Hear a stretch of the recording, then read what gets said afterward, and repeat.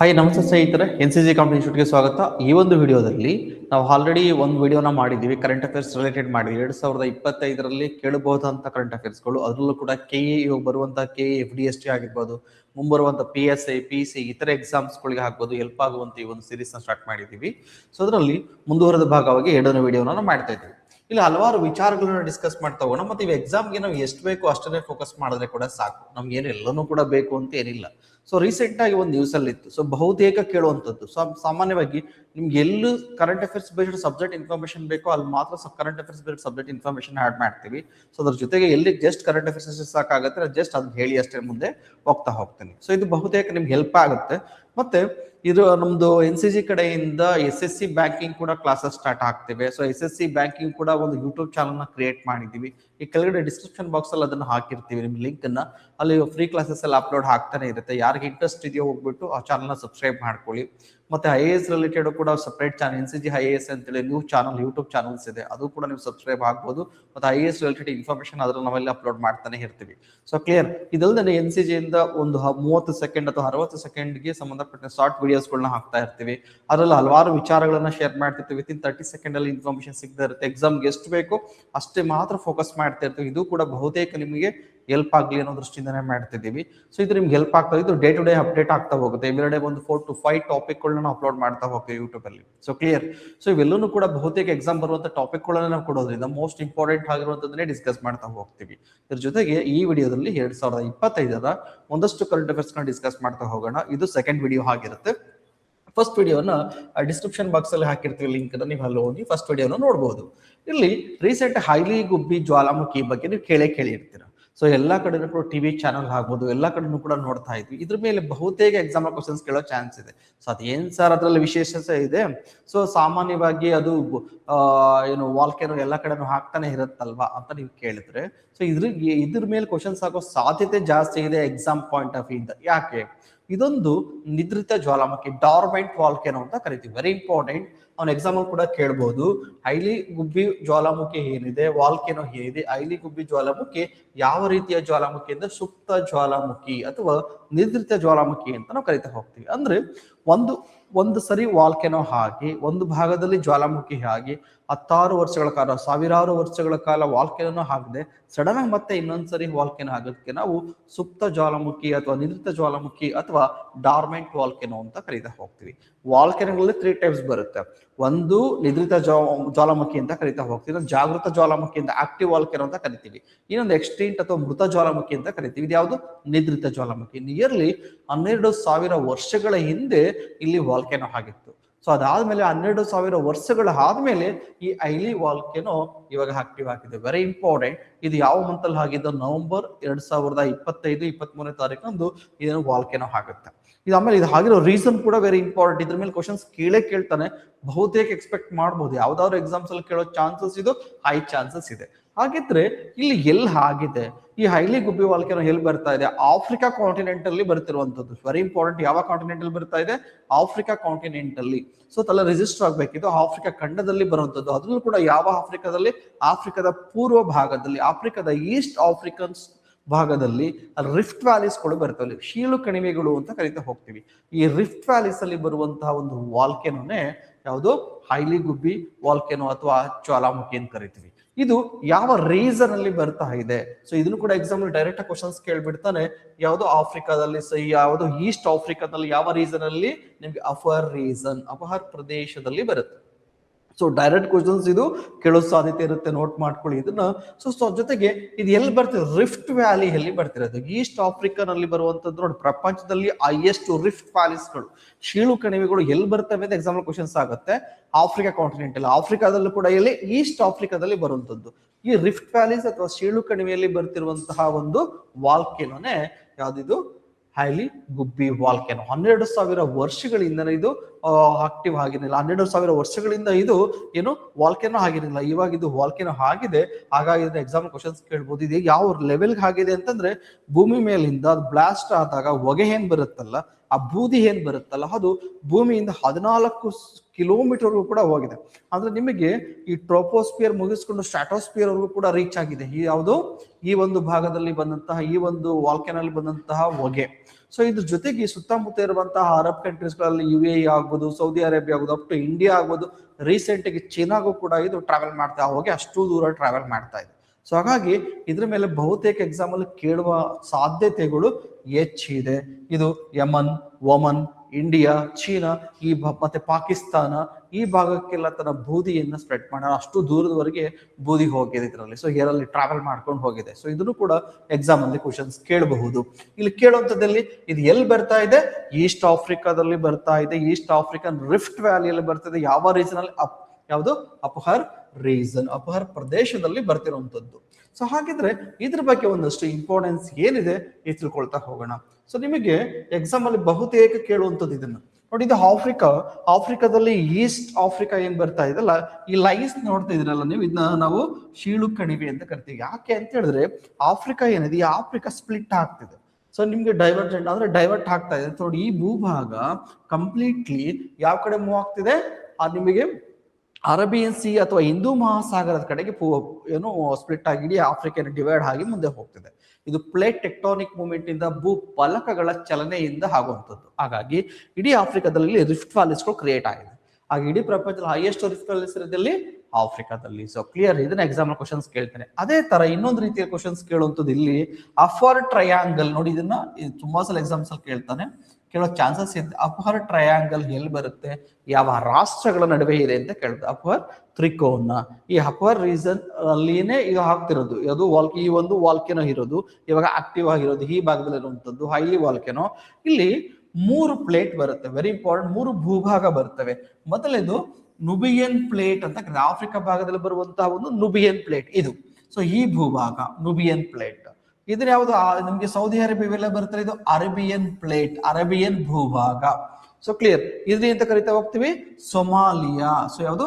ಸೊಮಾಲಿಯನ್ plate ಅಥವಾ ಸೊಮಾಲಿಯಾದ ಭೂಭಾಗ ಅಂತ ಕರಿತೀವಿ.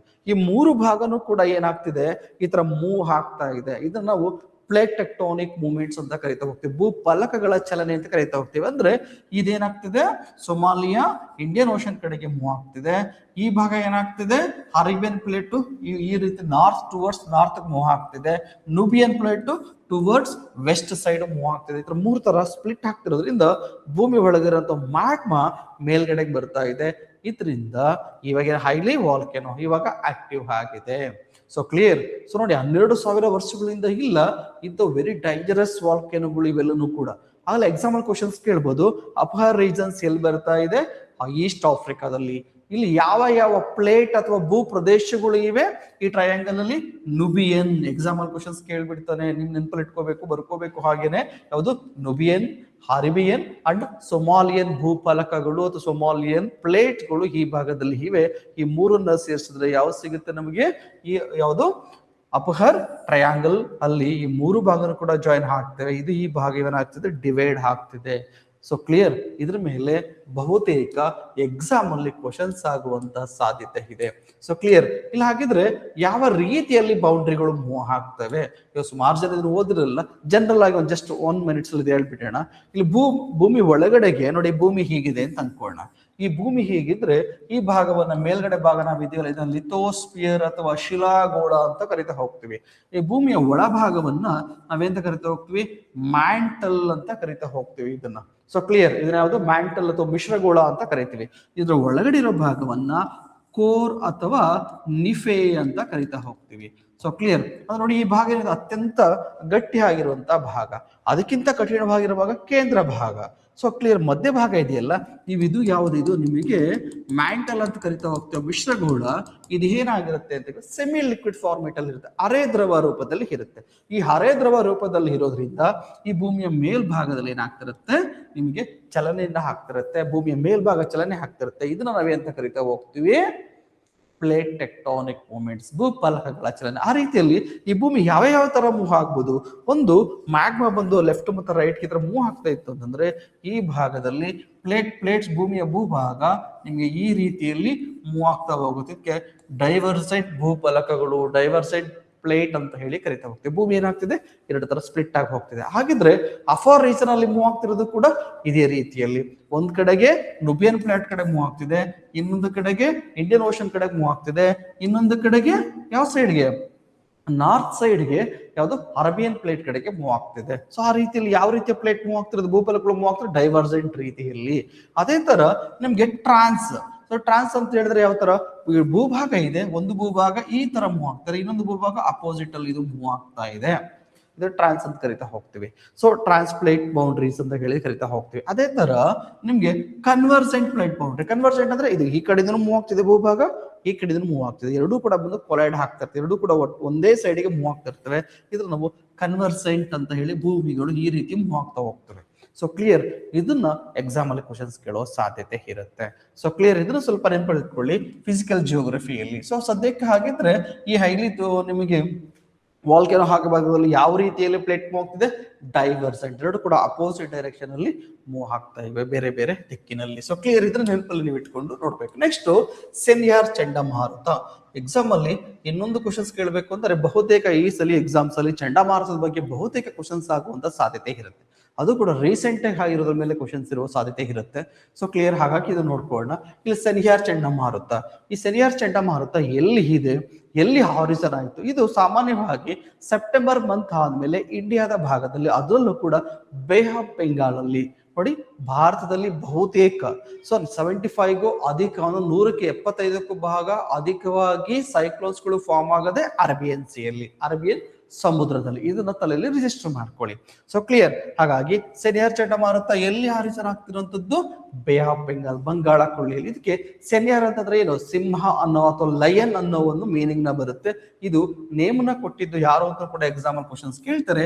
UAE, United Arab Emirates country ಏನಿದೆ, ಈ ಒಂದು ನೇಮ್ನ ಕೊಟ್ಟೆ. ಸೆನ್ಯಾರ್ ನೇಮ್ನ ಕೊಟ್ಟಿರೋದು ಯಾರು, UAE ಕಂಟ್ರಿ. ಎಲ್ಲಿದು ಇದು ಹಾರಿಸನ್ ಆಗಿರೋದು, ಬೇ ಆಫ್ ಬೆಂಗಾಲ್ ಅಲ್ಲಿ. ಸೊ ಕ್ಲಿಯರ್, ಇದಕ್ಕೆ ಸೈಕ್ಲೋನ್ಸ್ ಬಗ್ಗೆ ಒಂದಷ್ಟು ಇನ್ಫಾರ್ಮೇಶನ್ ಕೊಡ್ತಾ ಹೋಗ್ತೀನಿ, ಒಂದಷ್ಟು 1 or 2 ಡಿಸ್ಕಷನ್ ಮಾಡಿ. ಸೊ ಹಾಗಿದ್ರೆ ಇಲ್ಲಿ ಇದು ಸೂಪರ್ ಸೈಕ್ಲೋನ್ ಇಲ್ಲ, ಇದು ತುಂಬಾ ಡ್ಯಾಮೇಜ್ ಮಾಡುವಂತ ಸೈಕ್ಲೋನ್ ಏನು ಆಗಿರಲಿಲ್ಲ. ಇದು ಗಂಟೆಗೆ 40ರಿಂದ 50 ಕಿಲೋಮೀಟರ್ ವೇಗದಲ್ಲಿ ಅಥವಾ 55 ಕಿಲೋಮೀಟರ್ ವೇಗದಲ್ಲಿ ಚಲಿಸಿ ಬಂದಂತಹ ಸೈಕ್ಲೋನ್ಸ್ ಇದು. ಇದರಿಂದ ಒಂದಷ್ಟು ಹಾನಿ ಏನು ಆಗಿಲ್ಲ ನಮಗೆ. ಇದು ಸಾಮಾನ್ಯವಾಗಿ ಅಂಡಮಾನ್, ನಿಕೋಬಾರ್, ಆಂಧ್ರ ಪ್ರದೇಶ, ಮಹಾರಾಷ್ಟ್ರ ಈ ಭಾಗದಲ್ಲಿ ನಮಗೆ ಕಾಣಿಸ್ಕೊಂಡಂತಹ ಸೈಕ್ಲೋನ್ಸ್ ಇದು. ಇದು ಹಾರಿಸನ್ ಆಗೋದು ಬೇ ಆಫ್ ಬೆಂಗಾಲ್ ಅಲ್ಲಿ, ಬೇ ಆಫ್ ಬೆಂಗಾಲ್ ಅಲ್ಲಿ ಹಾರಿಸನ್ ಆಗಿ ಇದು ಇಂಡಿಯಾದ ಕಡೆಗೆ ಬಂತು. ಸೊ ಕ್ಲಿಯರ್, ಸೊ ಸಿಂಪಲ್, ನಿಮಗೆ ತಲೆಯಲ್ಲಿ ನೆನಪಲ್ಲಿ ಇಟ್ಕೋಬೇಕಾಗುತ್ತೆ. ಸೆನ್ಯಾರ್ ಚಂಡಮಾರುತ ಎಲ್ಲಿ ಹಾರಿಸನ್ ಆಯ್ತು, ಬೇ ಆಫ್ ಬೆಂಗಾಲ್ ಅಲ್ಲಿ, ಭಾರತದ ಪೂರ್ವ ಭಾಗದಲ್ಲಿ ಇದು ಮಳೆಯನ್ನ ತಂತು ಅಥವಾ ಸೈಕ್ಲೋನ್ಸ್ ಅನ್ನ ತಂತು. ಸೊ ಕ್ಲಿಯರ್, ಇದನ್ನ ತಲೆ ರಿಜಿಸ್ಟರ್ ಮಾಡ್ಕೊಳ್ಳಿ. So clear, very important. ಇದ್ರ ಬಹುತೇಕ ಎಕ್ಸಾಮ್ ಕ್ವಶನ್ಸ್ ಕೇಳೋ ಸಾಧ್ಯತೆ ಇರುತ್ತೆ. ನೆಕ್ಸ್ಟ್ ಮೋಂತಾ ಚಂಡಮಾರುತ. ಮೋಂತಾ ಚಂಡಮಾರುತ, ಮೋಂತಾ ಸೈಕ್ಲೋನ್ ಬಗ್ಗೆ. ಸೊ ಈ ಮೋಂತಾ ಸೈಕ್ಲೋನ್ಸ್ ಎಲ್ಲಿ, ಇದು ಕೂಡ ಬೇ ಆಫ್ ಬೆಂಗಾಲ್ ಅಲ್ಲಿ ಹಾರಿಸನ್ ಆಗುವಂತದ್ದು. ಸೊ ವೆರಿ ಇಂಪಾರ್ಟೆಂಟ್, ಮೋಂತಾ ಚಂಡಮಾರುತ ಕೂಡ ಇಲ್ಲಿ ಬೇ ಆಫ್ ಬೆಂಗಾಲ್ ಅಲ್ಲಿ. ಇದಕ್ಕೆ ನೇಮನ ಕೊಟ್ಟಿದ್ದು ಯಾರು, ಥೈಲ್ಯಾಂಡ್ ರಾಷ್ಟ್ರ. ಮೋಂತಾ ಹೆಸರನ್ನ ಕೊಟ್ಟಿದ್ದು ಯಾರು ಈ ಒಂದು ಇದಕ್ಕೆ, ಥೈಲ್ಯಾಂಡ್ ರಾಷ್ಟ್ರ. ಇದು ಕೂಡ ಬೇ ಆಫ್ ಬೆಂಗಾಲ್ ಅಲ್ಲೇ ಆಗಿರೋದು. ಭಾರತದಲ್ಲಾಗುವ 75% ಅಧಿಕವಾಗಿ ಸೈಕ್ಲೋನ್ಸ್ಗಳು ಬೇ ಆಫ್ ಬೆಂಗಾಲ್ ಅಲ್ಲೇ ಆಗುತ್ತೆ ಅಂತ ಹೇಳಿದಿರಿ. ಸೊ ಕ್ಲಿಯರ್, ಇದು ಕೂಡ ಒಂದು ತೀವ್ರತರವಾದಂತಹ ಚಂಡಮಾರುತವನ್ನ ಬೀಸಿದಂತಹ ಸೈಕ್ಲೋನ್ಸ್ ಅನ್ನು ತಂದಂತಹ ಮಾರುತ. ಸೊ ಇದನ್ನ ನೆನಪಲ್ಲಿ ಇಟ್ಕೋಬೇಕು. ಗಂಟೆಗೆ 90ರಿಂದ 100 ಕಿಲೋಮೀಟರ್ ವೇಗದಲ್ಲಿ ಹೋಗ್ತಾ ಇತ್ತು. ಇದು ಕೂಡ ಸಾಮಾನ್ಯವಾಗಿ ಒಡಿಶಾ, ಆಂಧ್ರ ಪ್ರದೇಶ ಈ ಭಾಗದಲ್ಲಿ ಹೆಚ್ಚು ಸೈಕ್ಲೋನ್ಸ್ಗಳಿಗೆ ತುತ್ತಾದಂತಹ ಭಾಗ ಆಂಧ್ರ ಪ್ರದೇಶ ಮತ್ತೆ ಒಡಿಶಾದ ಭೂಭಾಗ. ಈ ನೆನಪಲ್ಲಿ ಇಟ್ಕೊಳ್ಳಿ, ಭಾರತದಲ್ಲಿ ಅದರಲ್ಲೂ ಕೂಡ ಭಾರತದ ಭೂಭಾಗದಲ್ಲಿ ಈ 23.5 ಡಿಗ್ರಿ ಕೆಳಗಡೆಗೆ ಏನೇನು ನಮ್ಮ ಸೈಕ್ಲೋನ್ಸ್ ಎಲ್ಲ ಆಗ್ತಿದೆಯಲ್ಲ, ಇಂಡಿಯನ್ ಓಷನ್ ಅಲ್ಲಿ ಅರೇಬಿಯನ್ ಸಿ ಆಗ್ಬೋದು, ಬೇ ಆಫ್ ಬೆಂಗಾಲ್ ಅಲ್ಲಿ ಆಗ್ಬೋದು. ಸೊ ಕ್ಲಿಯರ್, ಇವೆಲ್ಲವೂ ಕೂಡ ಯಾವ ರೀತಿಯ ಸೈಕ್ಲೋನ್ಸ್ಗಳು ಅಂತ ಹೇಳಿದ್ರೆ ಉಷ್ಣವಲಯದ ಸೈಕ್ಲೋನ್ಗಳು, ಉಷ್ಣವಲಯದ ಚಂಡಮಾರುತಗಳು. ಇದನ್ನ ಎಕ್ಸಾಮ್ ಕ್ವಶನ್ಸ್. ಇಂಡಿಯಾದಲ್ಲಿ ಯಾವ ತರ ಸೈಕ್ಲೋನ್ಸ್ ಆಗುತ್ತೆ, ಉಷ್ಣವಲಯದ ಚಂಡಮಾರುತಗಳು, ಅದು ಟ್ರಾಪಿಕಲ್ ಸೈಕ್ಲೋನ್ಸ್ ಅಂತ ಕರಿತೀವಿ. ಇಂಡಿಯಾದಲ್ಲಿ ಯಾವ ತರ ಸೈಕ್ಲೋನ್ಸ್ ಆಗುತ್ತೆ, ಟ್ರಾಪಿಕಲ್ ಸೈಕ್ಲೋನ್ಸ್ಗಳು.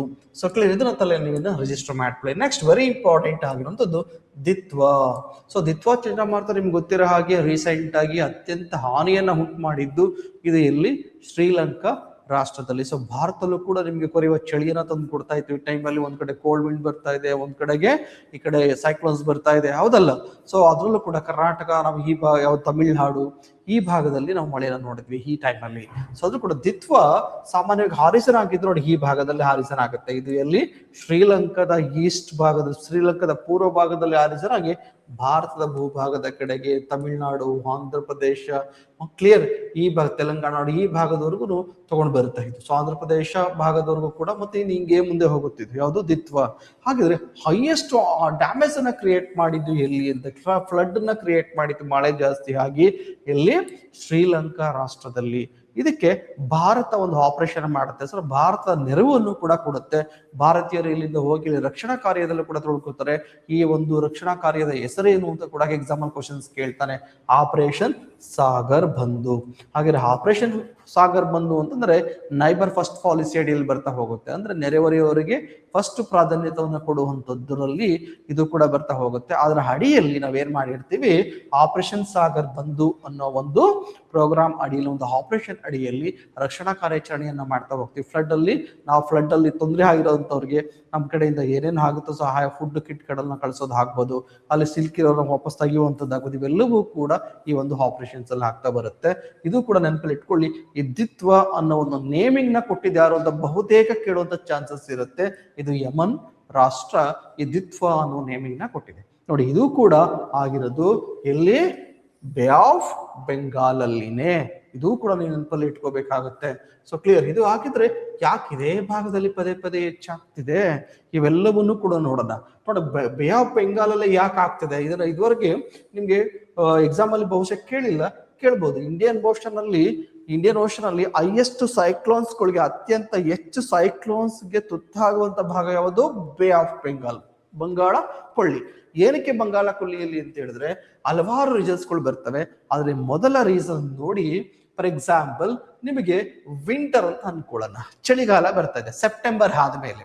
ಸೊ ನಿಮಗೆ ಸೆಪ್ಟೆಂಬರ್ ಮಂತ್ ಆದ್ಮೇಲೆ ನಾರ್ತ್ ಇಂಡಿಯನ್ ಓಷನ್, ಉತ್ತರದ ಸಿಂಧು ಅಥವಾ ಹಿಂದೂ ಮಹಾಸಾಗರ, ನಿಮಗೆ ಉತ್ತರದ ಹಿಂದೂ ಮಹಾಸಾಗರ ಏನಾಗ್ತಾ ಹೋಗುತ್ತೆ, ಜೂನ್ ಮಂತ್, ಸೆಪ್ಟೆಂಬರ್ ಮಂತ್ ಅಲ್ಲಿ ನೋಡಿ ಈ ರೀತಿ ಆಂಟಿ ಕ್ಲಾಕ್ ವೈಸ್ ಡೈರೆಕ್ಷನ್ ಅಲ್ಲಿ ಸುತ್ತಾ ಇರುತ್ತೆ. Very very important. ಅಂದ್ರೆ ಇಲ್ಲಿರುವಂತ ನೀರ್ ಏನಾಗುತ್ತೆ, ಈ ತರ ಆಂಟಿ ಕ್ಲಾಕ್ ವೈಸ್ ಡೈರೆಕ್ಷನ್ ಅಲ್ಲಿ ಸುತ್ತಾ ಇರುತ್ತೆ. Very important. ಗಡಿಯಾರದ ವಿರುದ್ಧ ದಿಕ್ಕಿಗೆ ಸುತ್ತಾ ಇರುತ್ತೆ. So clear. ಯಾವುದು, ಆಂಟಿ ಕ್ಲಾಕ್ ವೈಸ್.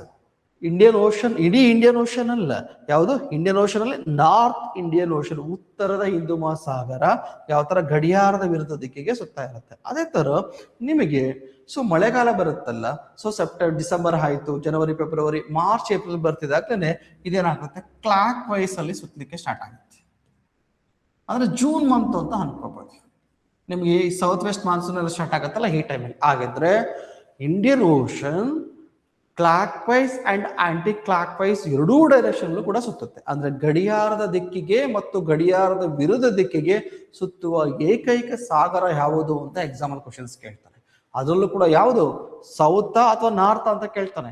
ಯಾವುದು, ನಾರ್ತ್ ಇಂಡಿಯನ್ ಓಷನ್, ಉತ್ತರದ ಹಿಂದೂ ಮಹಾಸಾಗರ ಎರಡೂ ಕ್ಲಾಕ್ ವೈಸ್ ಮತ್ತು ಆಂಟಿ ಕ್ಲಾಕ್ ವೈಸ್ ಎರಡೂ ಡೈರೆಕ್ಷನ್ ಕೂಡ ಸುತ್ತುವಂತಹ ಸಾಗರ ಇದು. So very very important. ಇದನ್ನ ಎಕ್ಸಾಂಪಲ್ ಕ್ವಶನ್ಸ್ ಕೇಳ್ತಾನೆ. ಸೊ ಇದ್ರ ಕೇಳೋ ಸಾಧ್ಯತೆ ಜಾಸ್ತಿ ಇದೆ.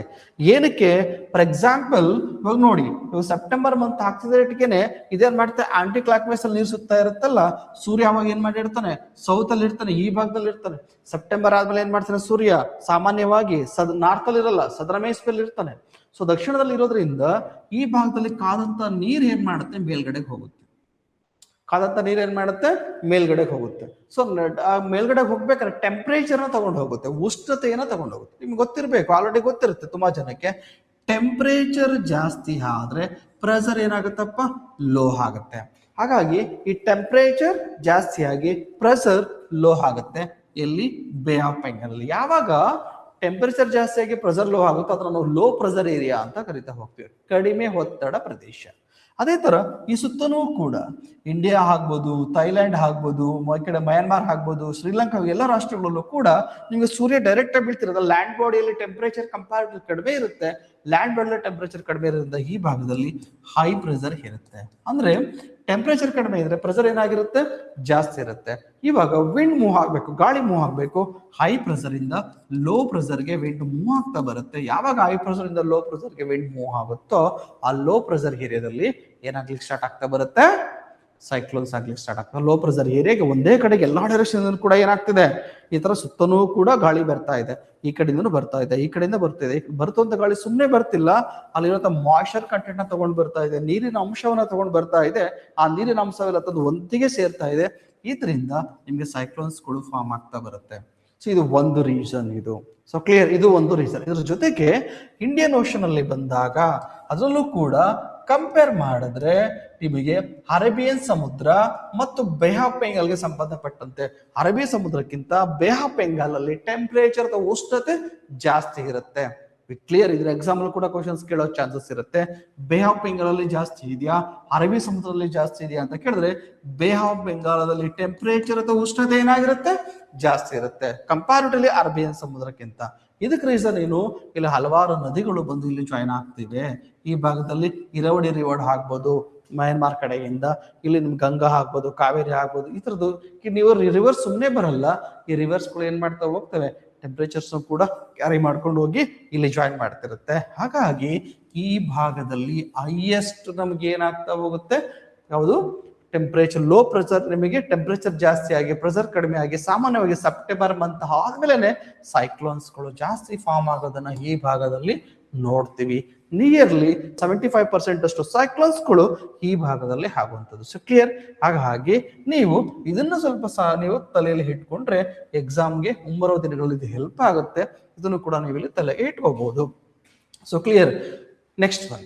ಸೊ ಇದಾಗಿದ್ರೆ ಈ ಡಿಫ್ರೆಂಟ್ ಬೇರೆ ಬೇರೆ ನೇಮಗಳಿಂದ ಬೇರೆ ಬೇರೆ ಪ್ರದೇಶಗಳಲ್ಲಿ ಸೈಕ್ಲೋನ್ಸ್ ನ ಕರೀತಾರೆ. ಇವಾಗ ನಾರ್ತ್ ಇಂಡಿಯನ್ ಓಷನ್ ಅಲ್ಲಿ ಬಂದಾಗ ಏನು ಸೈಕ್ಲೋನ್ಸ್ ಅಂತ ಕರಿತೀವಿ. ಅಂದ್ರೆ ಇಂಡಿಯಾ ಸುತ್ತಮುತ್ತ ಇರುವ ರಾಷ್ಟ್ರಗಳನ್ನು ಕೂಡ ಇದಕ್ಕೆ ಸೈಕ್ಲೋನ್ಸ್ ಅಂತ ಕರಿತಾ ಹೋಗ್ತೀವಿ. ಅದೇ ತರ ಅಂಟಾರ್ಟಿಕ್ ಓಷನ್ ಅಲ್ಲಿ ಬಂದಾಗ ಇದಕ್ಕೆ ಏನಂತ ಕರಿತೀವಿ, ಹರಿಕೇನ್ ಅಂತ ಕರಿತಾ ಹೋಗ್ತೀವಿ. ಅಂಟಾರ್ಟಿಕ್ ಓಷನ್ ಅಲ್ಲಿ ಬಂದಾಗ ಏನಂತ ಕರಿತಾ ಹೋಗ್ತೀವಿ, ಹರಿಕೇನ್ ಅಂತ ಕರಿತೀವಿ. ಅಂಟಾರ್ಟಿಕ್ ಓಷನ್ಸ್ ಅಲ್ಲಿ ಬಂದಾಗ ನಿಮ್ಗೆ ಅದು ಹರಿಕೇನ್ ಅಂತ ಕರಿತೀವಿ. ಇದು ಕೂಡ ಎಕ್ಸಾಮ್ಸ್ ಅಲ್ಲಿ ಕ್ವಶನ್ಸ್ ಕೇಳಿದ್ರೆ ಮ್ಯಾಸಿವ್ ಫಾರ್ಮ್ ಕೆಟ್ಬಿಡ್ತಾರೆ. ಇನ್ನು ಪೆಸಿಫಿಕ್ ಓಷನ್ ಅಲ್ಲಿ ಬಂದಾಗ ವೆಸ್ಟ್ ಪೆಸಿಫಿಕ್ ಓಷನ್ ಟೈಫೋನ್ ಅಂತ ಕರಿತಾ ಹೋಗ್ತೀವಿ. ಆಸ್ಟ್ರೇಲಿಯಾದಲ್ಲಿ ಬಂದಾಗ ವಿಲ್ಲಿ ಅಂತ ಕರಿತಾ ಹೋಗ್ತೀವಿ.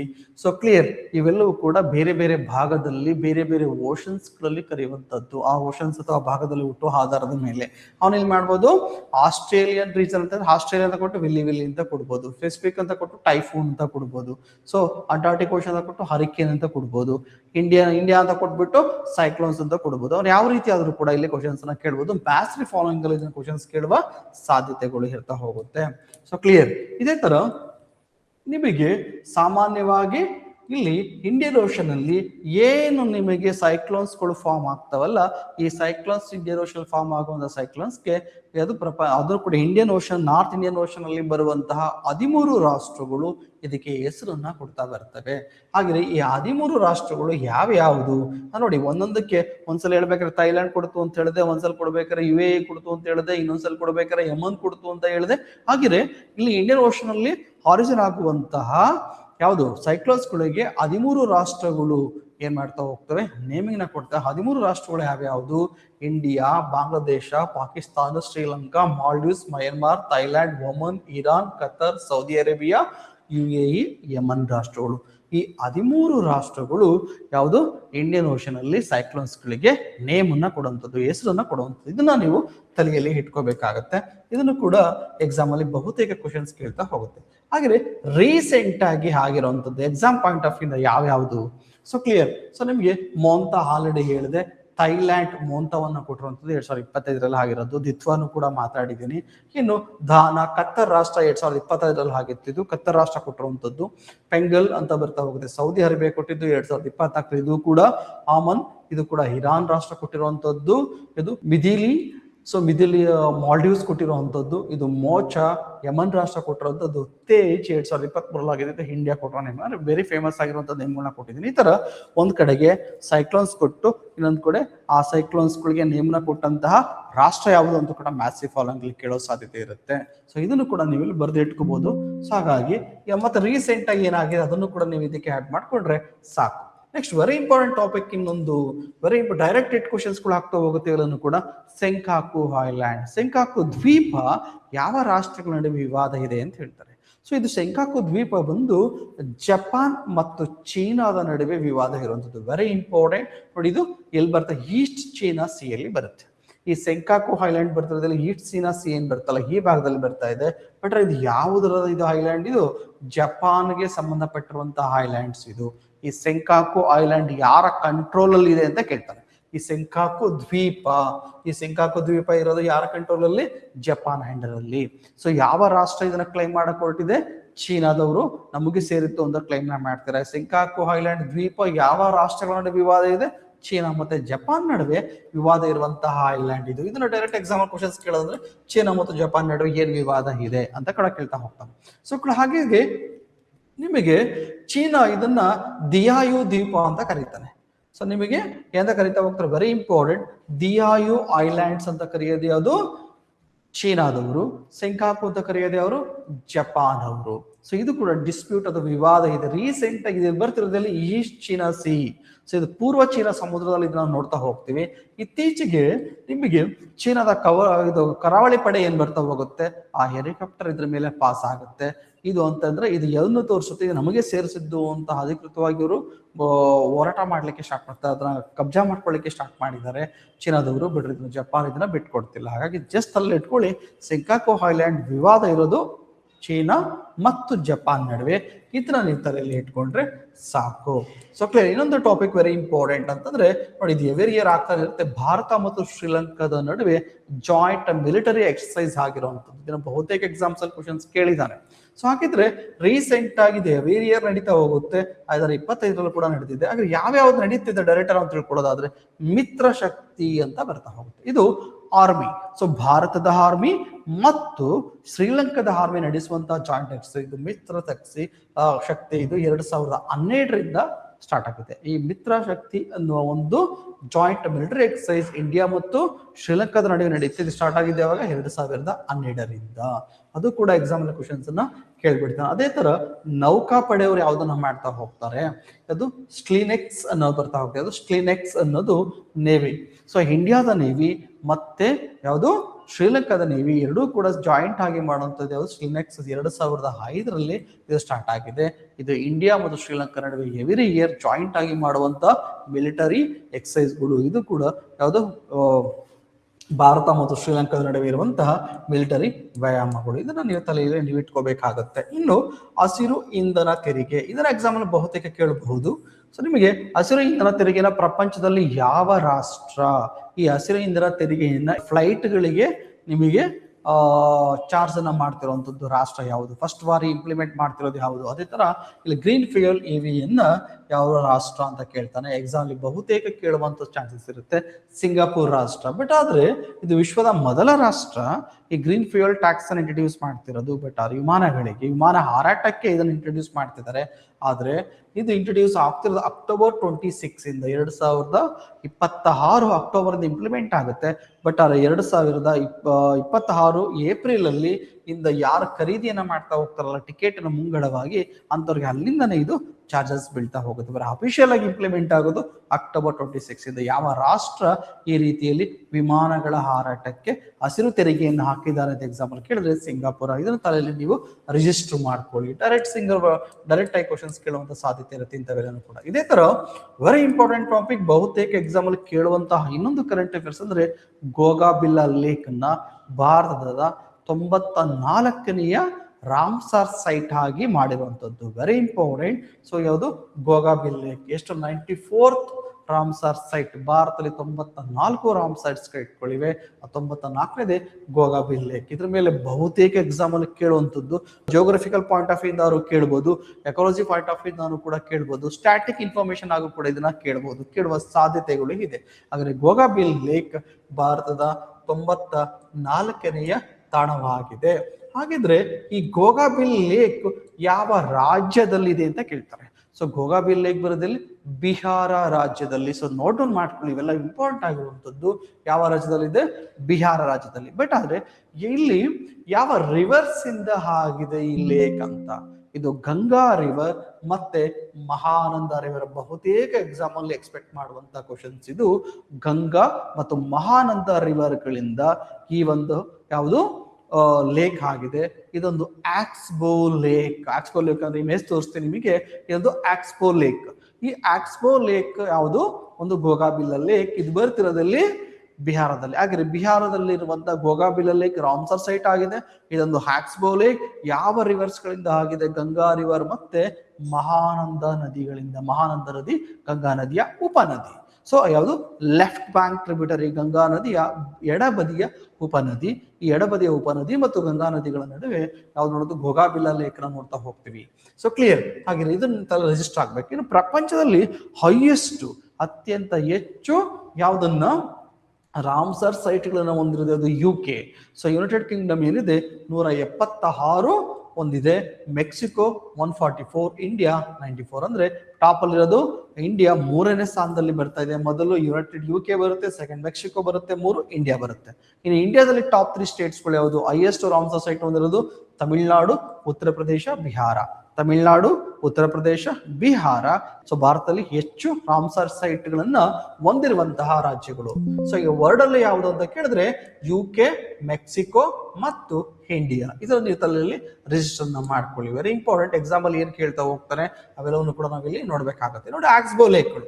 ಆಕ್ಸ್ಬೋ ಲೇಕ್ಗಳು ಅಂತಂದ್ರೆ ಹೇಗೆ ಫಾರ್ಮ್ ಆಗ್ತವೆ? ಇದು ಯಾಕಂದ್ರೆ ಗೋಗಾಬಿಲ ಲೇಕ್ ಒಂದು ಆಕ್ಸ್ಬೋ ಲೇಕ್. ಒಂದು ನದಿ ಹೀಗೆ ಹೋಗ್ತಾ ಇದೆ ಅಂತಂದ್ರೆ ಈ ನದಿಗಳಿಂದ, ನದಿಗಳ ಅರಿವಿನಿಂದ ನೋಡಿ, ಒಂದು ನದಿ ಹರ್ಕೊಂಡು ಹೋಗ್ತೀವಿ ಅಂತಂದ್ರೆ ಇಲ್ಲಿ ಎರೋಷನ್ಸ್ ಆಗುತ್ತೆ, ಇಲ್ಲಿ ಎರೋಷನ್ಸ್ ಆಗುತ್ತೆ. ಈ ಎರೋಷನ್ಸ್ ಆಗಿ ಎರೋಷನ್ ಅಂದ್ರೆ ಸವೆತ ಆಗುತ್ತೆ.